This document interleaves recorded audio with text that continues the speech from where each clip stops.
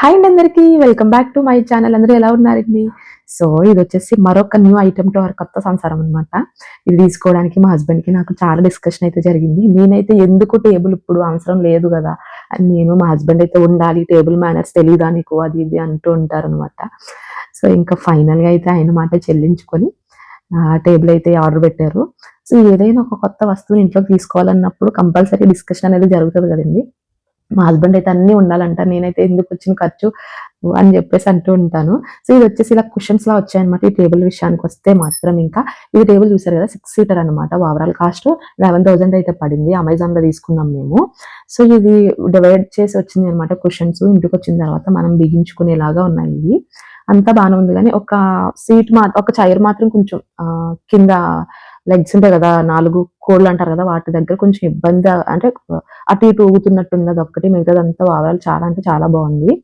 ఇక్కడ ఒక tool kit కనిపిస్తుంది కదా మీకు! ఇదొచ్చేసి మా హస్బెండ్ అమెజాన్‌లో ఆర్డర్ పెట్టుకున్నారనమాట. మేము ఇంట్లోకొచ్చేటప్పటికి అది తెచ్చి పెట్టుకున్నారనమాట. ఎందుకంటే ఏదైనా ఒక ప్లేస్‌లోకి మనం షిఫ్ట్ అవుతున్నప్పుడు అక్కడున్న థింగ్స్ మనకి నచ్చినట్టు అరేంజ్ చేసుకోవడానికి గానీ, లేకపోతే ఆల్రెడీ ఉన్నవి తీయడానికి గానీ, ఇలాంటి వాటన్నిటికి చాలా అంటే చాలా బాగా యూజ్ అయ్యిద్ది. ఒకరోజు నేను ఇది లైవ్‌లో చూపించినప్పుడు ఎందుకు టూల్ కిట్ అని అడిగారనమాట.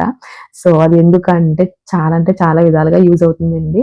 దీంతో మా హస్బెండ్ ఏంటి వాష్‌రూమ్‌లో గ్లీజర్ సెట్ చేసేసారు. ఆయనే బిగించేసారు కొన్నది తీసుకొచ్చిన తర్వాత.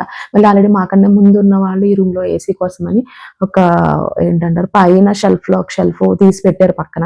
అది బిగించారు. ఇంకా చాలా అంటే చాలా విధాలుగా అయితే ఈ టూల్ కిట్ యూజ్ అవుతుంది. మా హస్బెండ్ దగ్గర ఇంకా ఇదొక్కటే ఉంది కానీ, మా మామయ్య గారైతే అస్సలు కింద మాకొక స్టోర్ రూమ్ ఉంటుందనమాట. ఆ స్టోర్ రూమ్ నిండా ఆయనకి సంబంధించిన థింగ్స్ ఇలాంటివన్నీ టూల్ కిట్స్ ఉంటాయి. ఏంటంటే ఒక ప్లంబింగ్ వర్క్ గాని, ఒక ఎలక్ట్రీషియన్ వర్క్ గాని, ఇంకేదైనా కావచ్చు.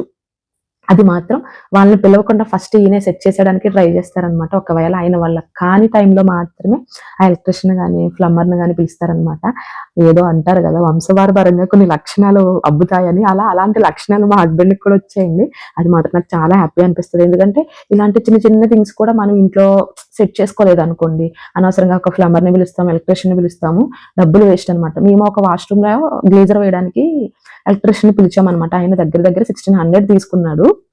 ఎందుకొచ్చిన ఖర్చని జెప్పేసి ఇంకో వాష్‌రూమ్‌లో గ్లేజర్ బిగించినప్పుడైతే ఇంక మా హస్బెండే బిగించేసారనమాట. చూస్తున్నారు గదా! ఇంకా ఓవరాల్ లుక్ అయితే ఈ డైనింగ్ టేబుల్ ఇలా వచ్చింది. చాలా అంటే చాలా బావుంది. కంపల్సరీ లేని వాళ్ళైతే ట్రై చేయండి. ఇందులో మనకి 4 సీటర్ కూడా అవైలబుల్‌లో ఉన్నాయి. కొంచెం ఇల్లు పెద్దగా ఉంది గదా! అని చెప్పి మేము పెద్దది తీసుకున్నాం. ఈ వీడియో మీకు నచ్చినట్లయితే please like, share and subscribe to my channel.